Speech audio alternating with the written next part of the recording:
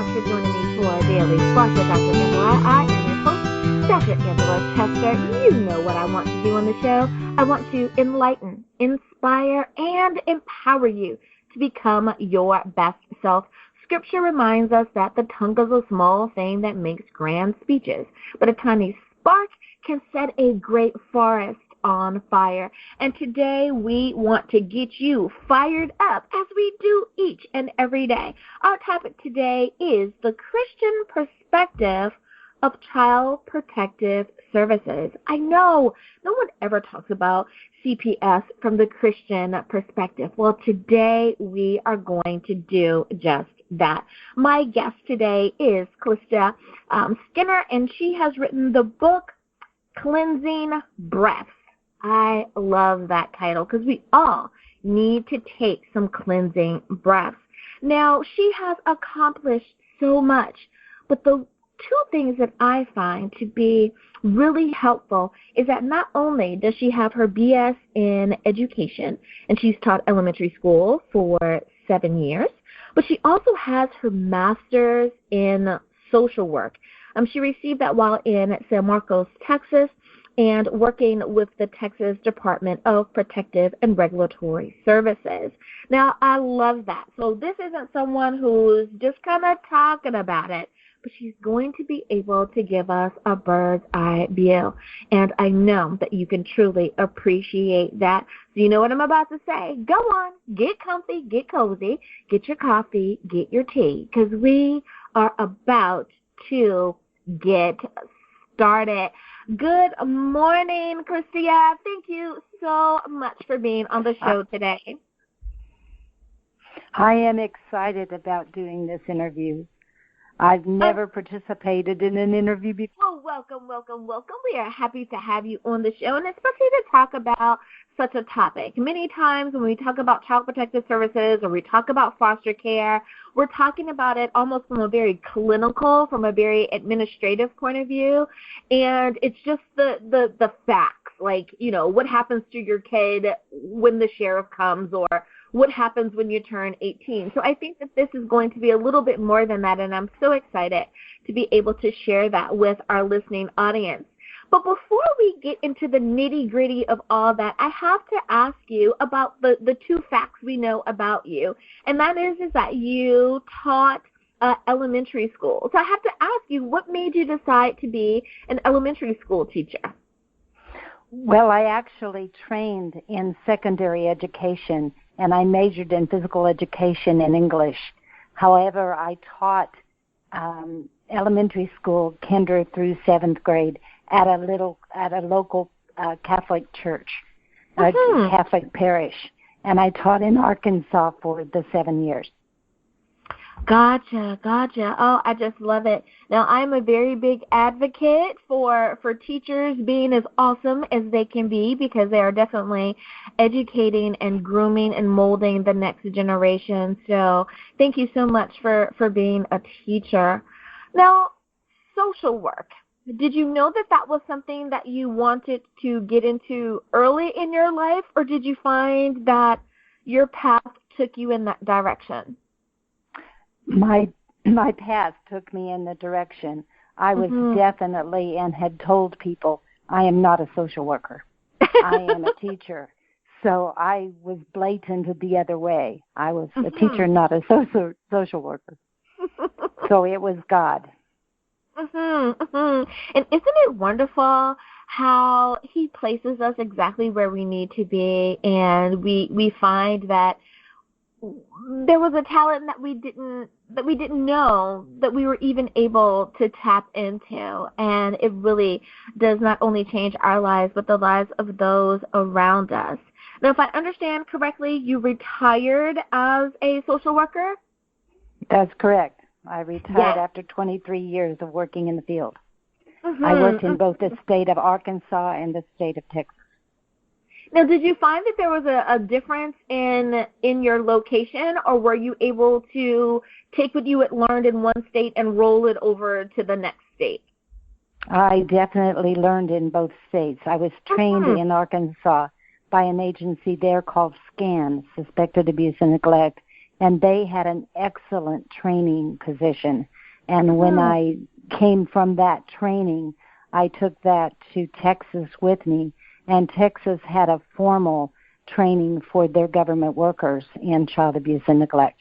So I was able to roll over, as you said, roll over what I knew from Arkansas and take it with me to Texas. That is amazing. So it worked very well.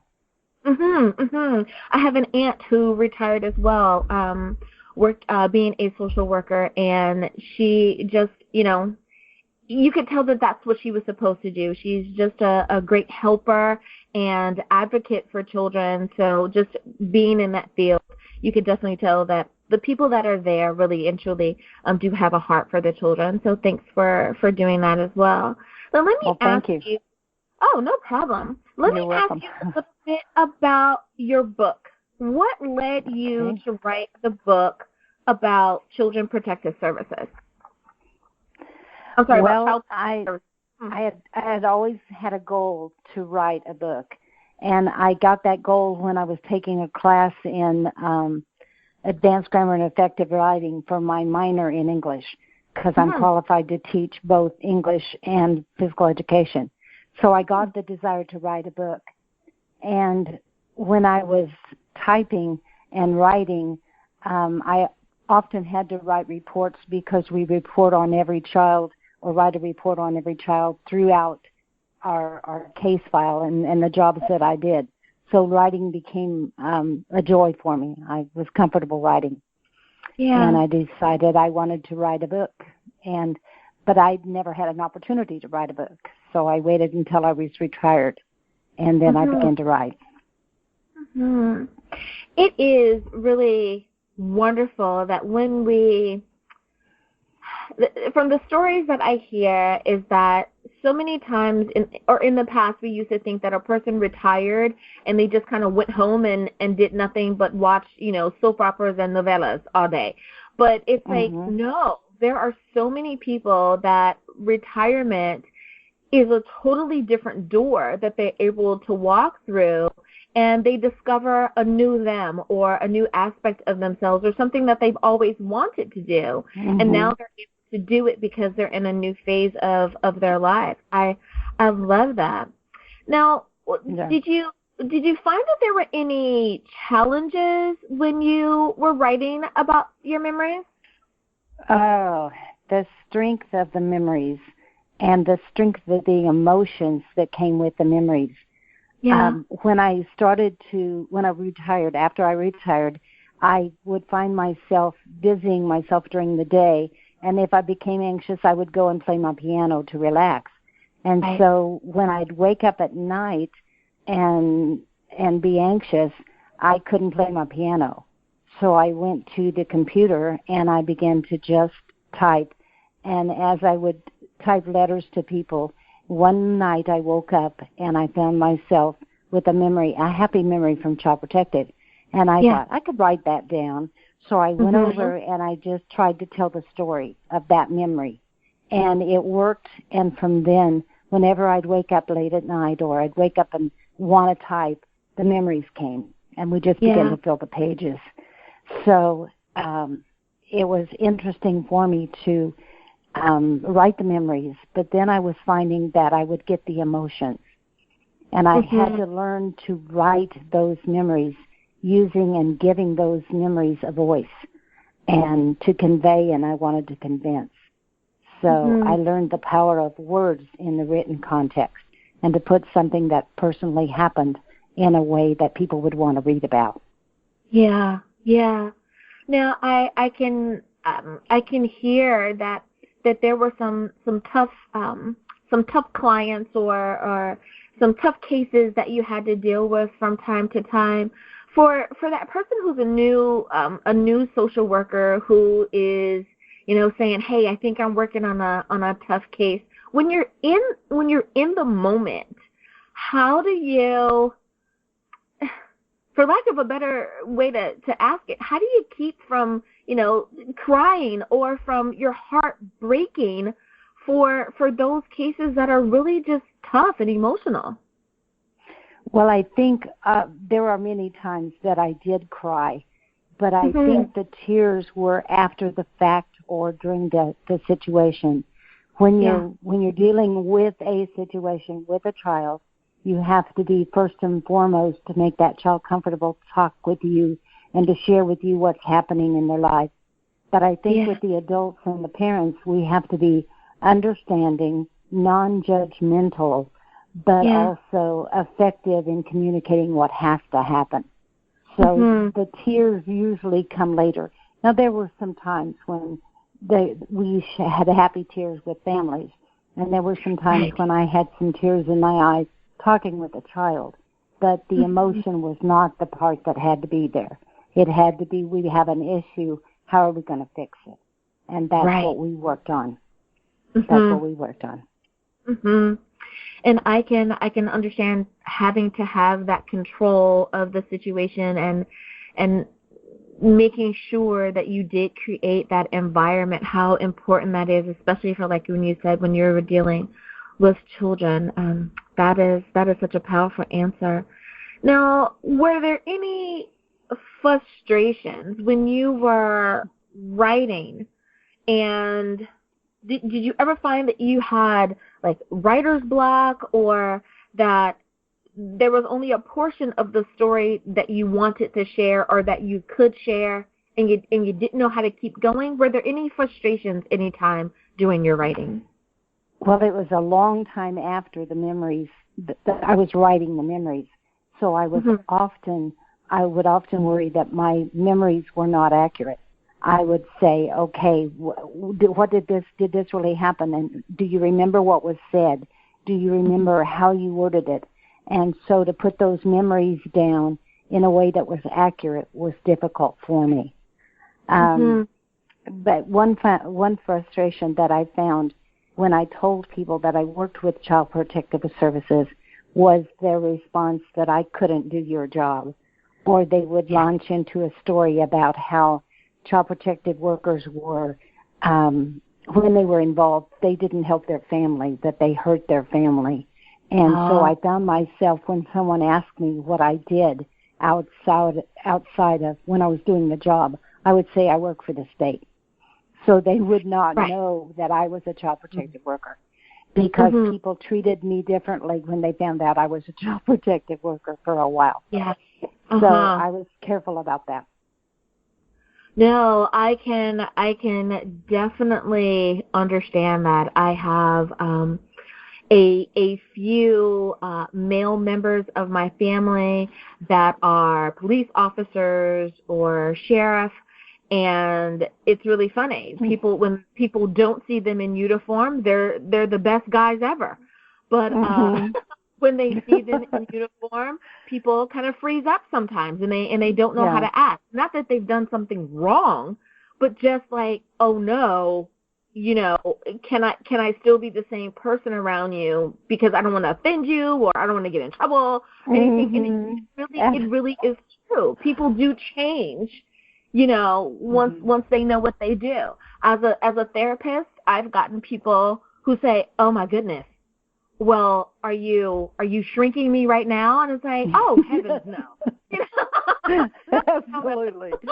And I also relate to police officers and to judges much differently than I did before I was a child protective worker, because we did work very closely with police officers, and I had to file police reports and I had to testify in court. So that was a learning experience for me too, is that you can introduce yourself in a way that makes people more comfortable.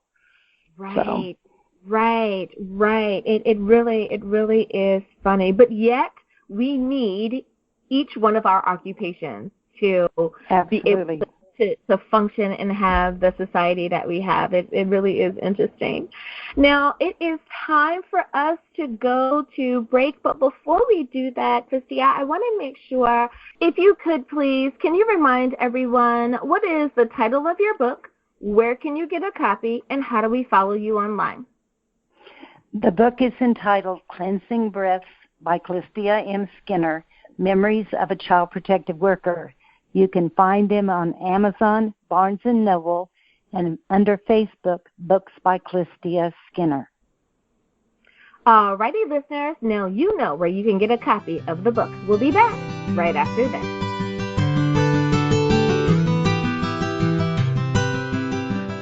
And we are back. Thank you so much for joining me for Daily Spark with Dr. Angela.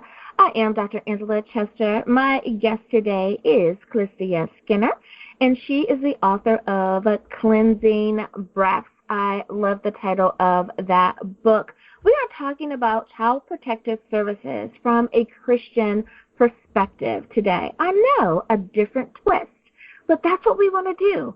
Enlighten, inspire, and empower you. Now, Clystia, one question I'd like to ask you is, what was a hard lesson that you learned during your job? That there are some things that happen in life that cannot be fixed.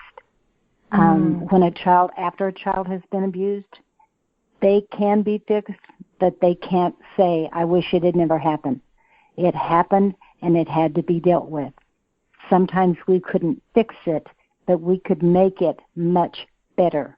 We could make it so the child could live a normal life and to put the past behind her and seek therapy. We often put our children in with therapists to work with them and to be trained and learn how to live with what happened to them and then to proceed with their lives. Mm-hmm. And abuse tends to be a cycle. If children were raised and abused, they tend to become abusive parents if they don't get that stopped. So we wanted to work on fixing. You can't fix child abuse, but you can stop the cycle. And that's what we worked on. Mm-hmm. You have said a mouthful, and I mean it in a positive way, because I don't think that many people understand that abuse is a cycle. Yes, people do what they are taught. If you are taught to be loving and kind, then you tend to be loving and kind. People abuse if they have been abused, and it is so important. You are so correct. If we can stop that cycle, that is so important. Thank you for mentioning that. Now, was there like a reality change that needed to happen, or is there, when you realize that change can't happen on that particular level the way that we would like for it to, how do you find the courage to keep going? How do you compartmentalize it in order to say, well, I have a new day and I'm going to do the best that I can? Do you just wake up every day and go, yeah, today is going to be awesome, and you just believe that even though you know that it might not be? How do you fix those times where you know that the case that you're dealing with today is something dealing with a child that's been abused? I think for me, I did a lot of prayer cover for most of my cases. When I moved from investigations from departments, I changed my prayers. But I prayed before I knocked on the door. I prayed when I found out what the problem was. And I learned a basic reality is that people lie. And people change their stories, and they justify many wrongdoings. And then children learn from the adults, and they lie, and they change their stories. And so basically we have to sift through during an investigation and through working with the families and find out what the basic reality is for that family. And then we look for making the best interest out of all of that mess. Because a family that has abuse occurring has really core problems. So you work for the basic and then stretch out from there. Does that make sense? It does. It really does. You know, you are working in one of those fields where, unfortunately, people do lie to you. And the people who touch the fields that you work in, like you mentioned before when we were talking about our first responders, be it that they're the EMTs or the police or the sheriff, and all the way up to the judges. People will lie, trying to make the story something that it isn't, but yet they want it fixed.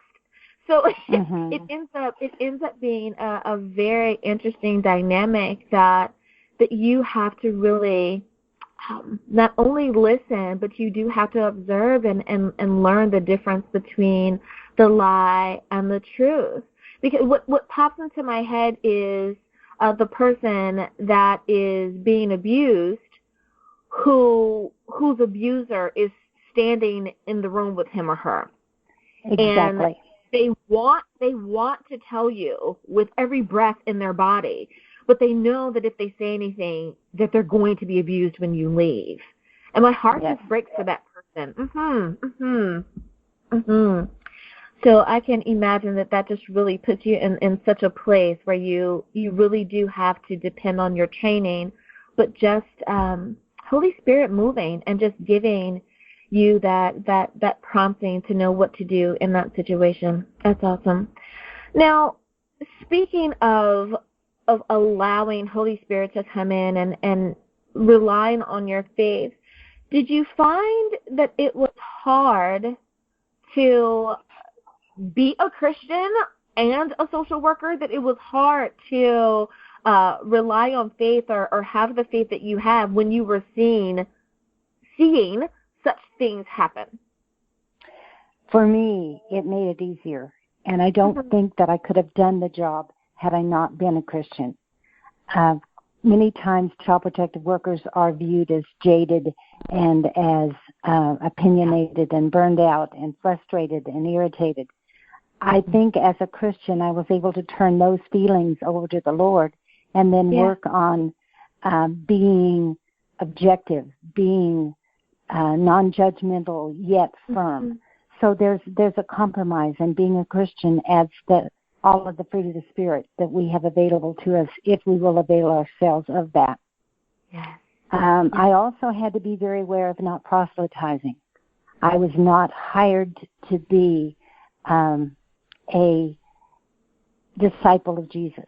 As a Christian, I am to disciple, but as a worker for the state to protect children, I'm to protect children.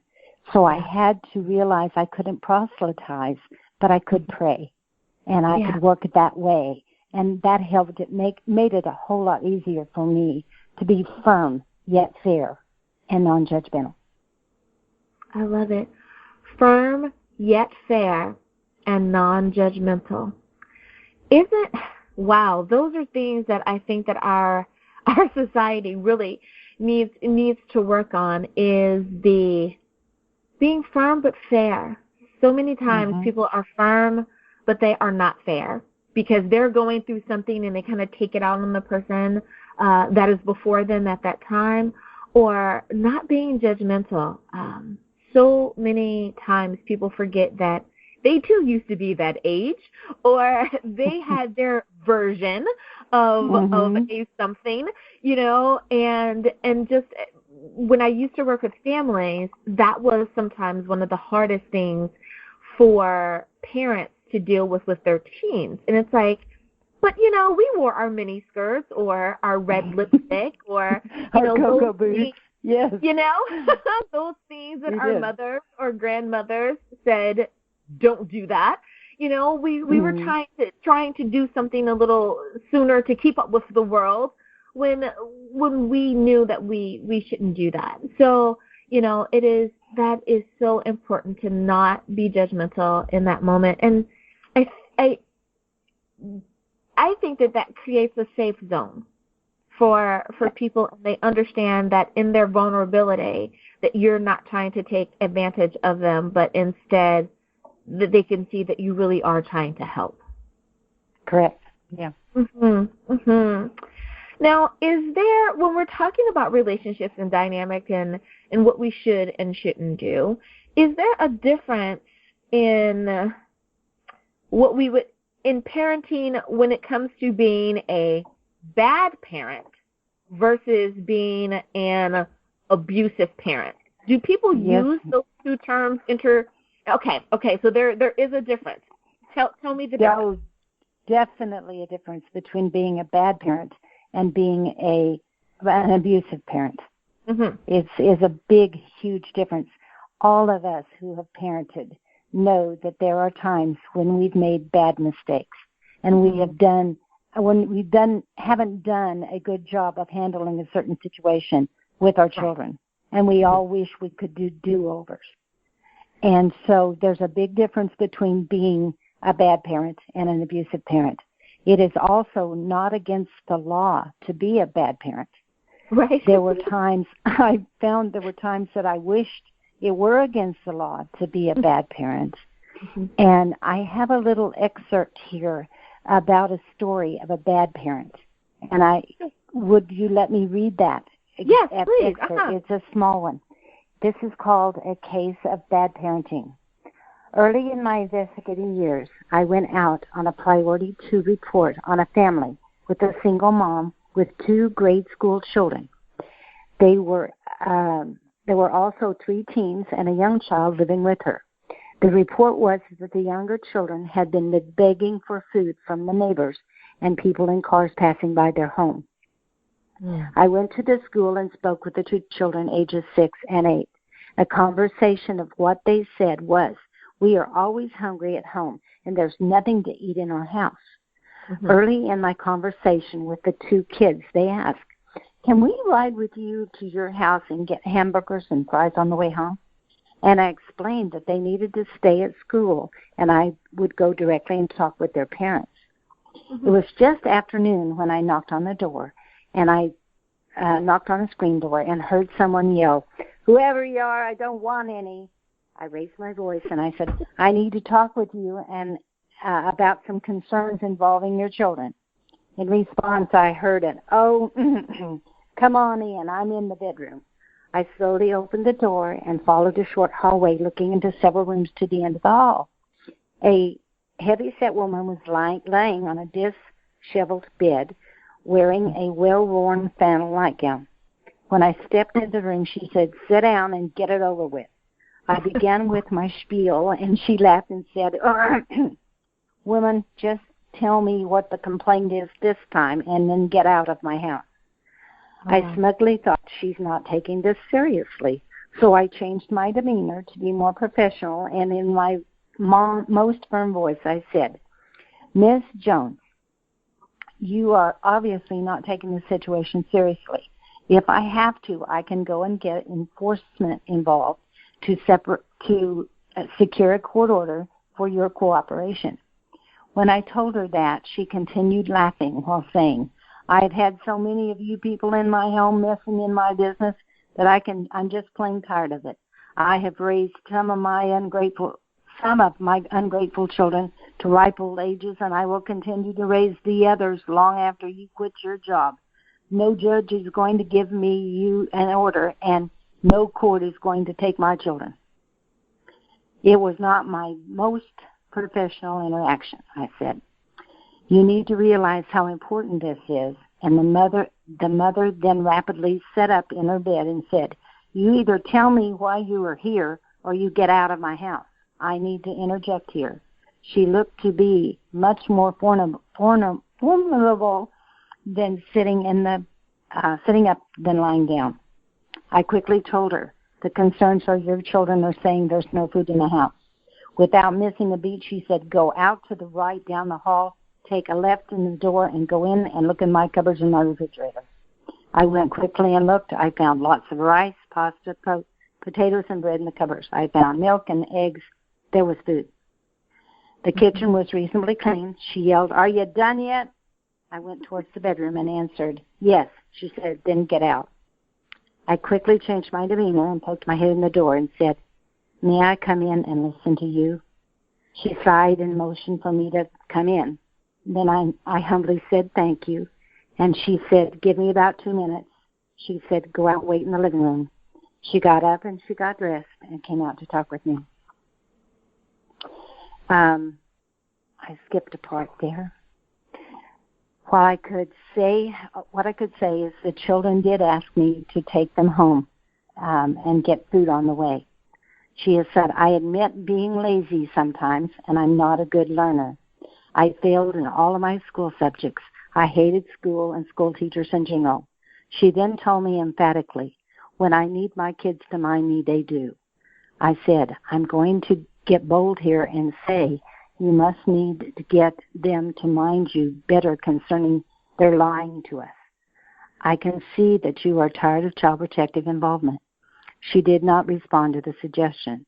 She did say thank you when I told her the allegations of physical neglect would be unconfounded. The case ended with me finding ruled out for abuse and neglect. Now seems to be a good time to share the bit of information again. It is not against the law to be a bad parent. Clystia Skinner, thank you so much for not only sharing about the work that you do, but sharing about your book and giving us a different perspective. You're very welcome. Thank you for the opportunity. It's been a blessing. And listeners, thank you for tuning in as well. And as always, may the Lord continue to shine his face upon you. May you receive his grace and his mercy in all that you do. Until next time, everyone, continue to be blessed in the Lord. Bye-bye.